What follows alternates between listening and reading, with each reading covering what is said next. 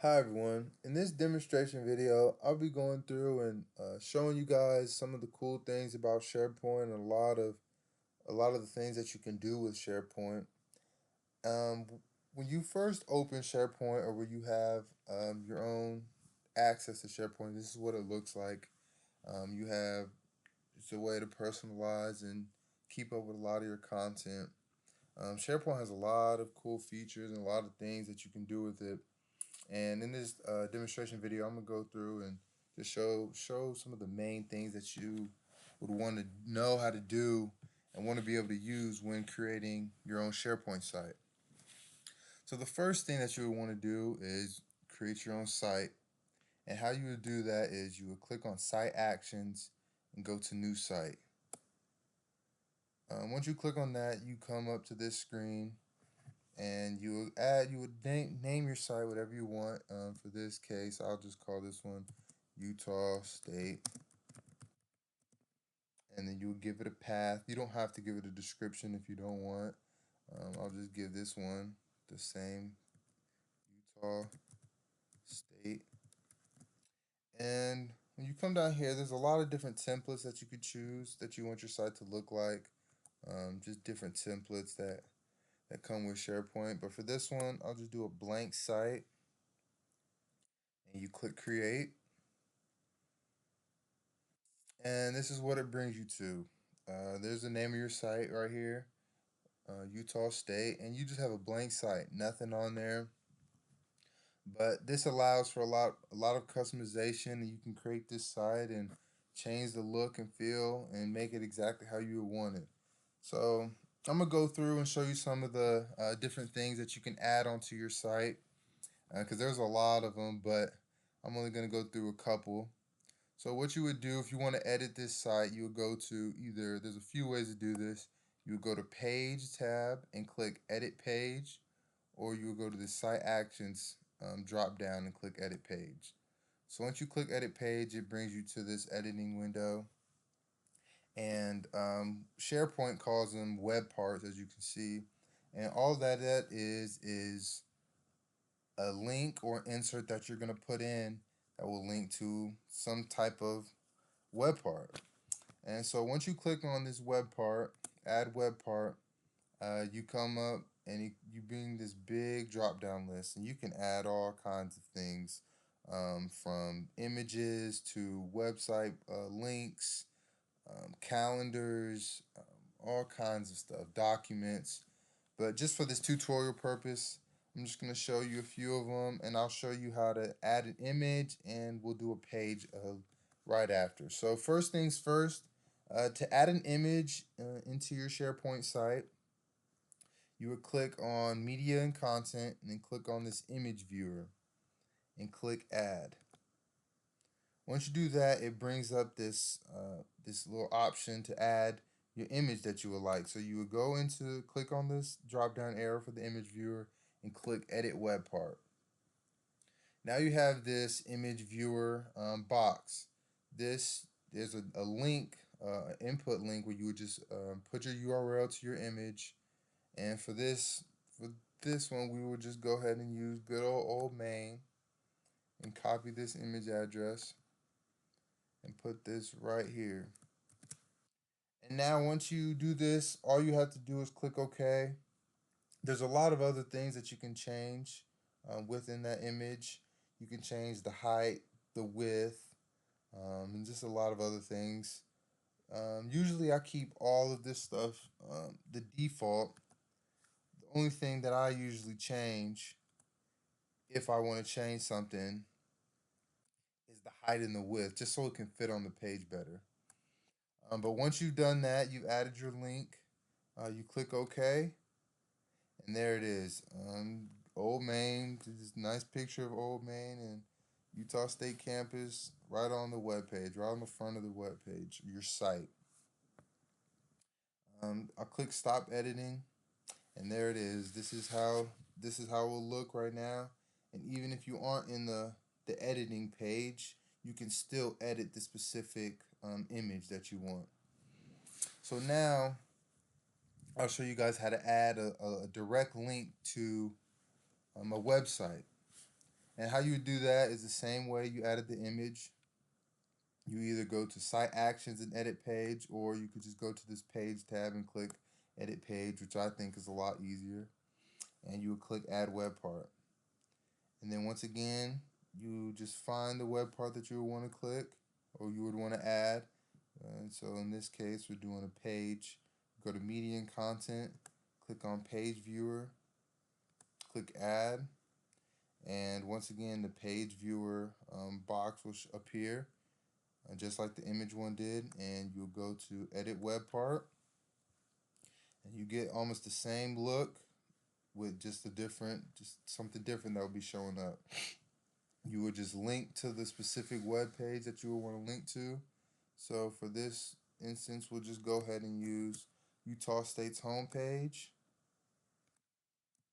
Put that link in there, and once again, you can change the appearance and adjust the height.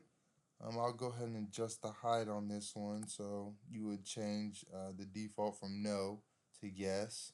You can change how many inches, centimeters, pixels you want to change it to. We'll do this one in inches and just say we want the height to be 5 inches, 5 inches tall. Leave the width as it is as default, and you click OK. And there it is. The Utah State image or Utah State web page is in here. It's a working link, so if you actually click on stuff, this link will actually work. And stop editing. And this is what your page will look like.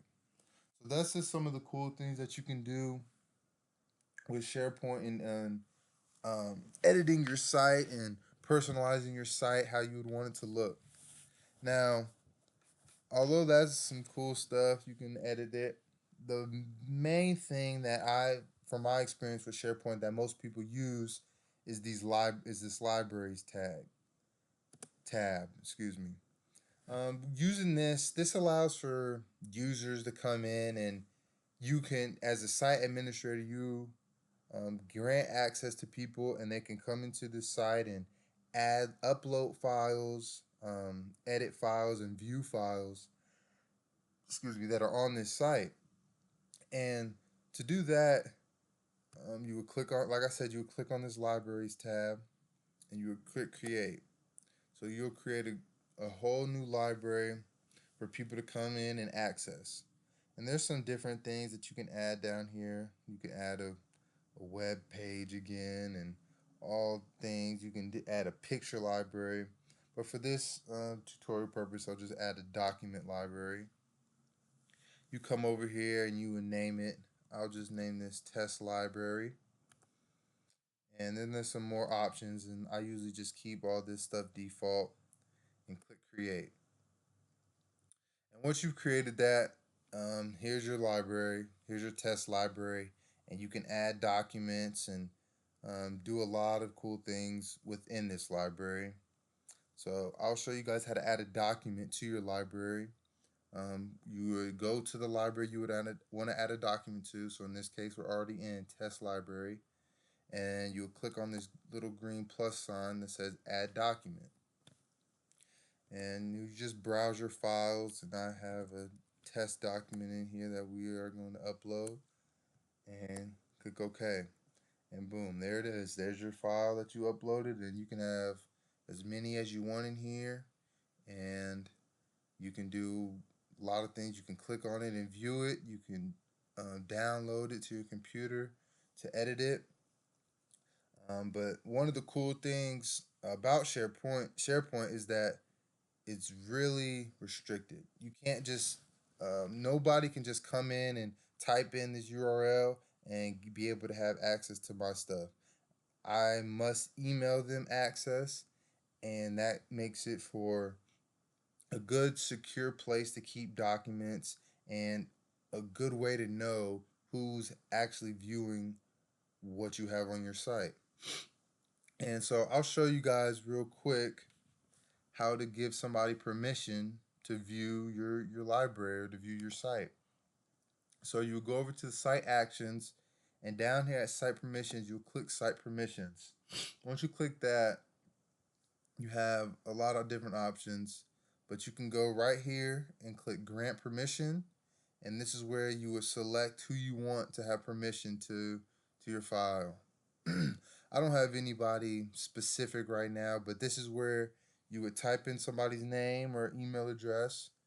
You would change their, for this, I would only have somebody be able to view my permission, but you can change that and have that personalized. And you would just go down here and click OK. And once they do that, that person will get an email with a link to your site, and then they have permission and they can go in and change things and add things. So that's one real cool thing about SharePoint. Another cool thing about SharePoint is when there are documents in here, you can create it to where only one document is checked in or checked out at a time. So, for instance, if you click this checkout button, now it says um, that there's a little arrow here, as you can see, next to the Word document, which means this file is checked out to me right now.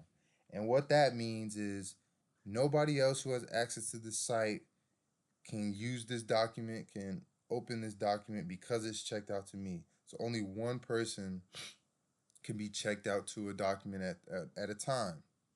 And if I were to check in, which gives allows other people to view this document and use this document, you can click discard your checkout or check in. They do the same thing. I'll just discard the checkout, and now it went away. The little arrow that was here before, it went away, and no one now anybody can who has access to my site can view it. There's also some other cool things as an administrator of a SharePoint site that you could do, and you can. This is one of the things that I like, where you can set an alert on this library, and all that means is once it loads, is you can set an alert for if somebody checks it out or if somebody adds something, you will get an alert immediately to your email. So you can name the alert title whatever you would like, um, who you would want the alerts to come to, and these are some of the different alert types that you can have when an item is deleted or new items added. I like to have it with all changes, especially as a site administrator. You want to know when changes are going on in your site, and you want to know when somebody's going in messing around. Um, I think that's one real cool, neat tool about SharePoint. And yeah, if you wanted to do that, you would just click OK. Um, but I'll just leave it as is. But yes, as you can see, there's a lot of different functionality here with SharePoint. Um, you can add all kinds of things. You can add calendars and um, all different other kinds of files. But those are pretty much the basics of SharePoint. As you saw before, a lot of the things are similar in terms of adding images or adding a URL to a web page.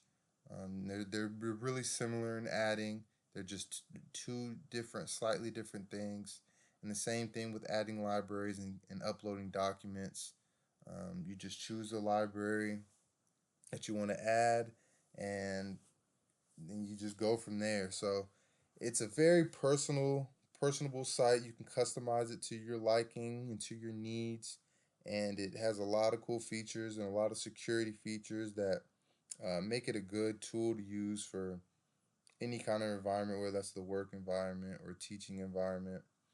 And yeah, so this is my tutorial on SharePoint, and thanks for watching.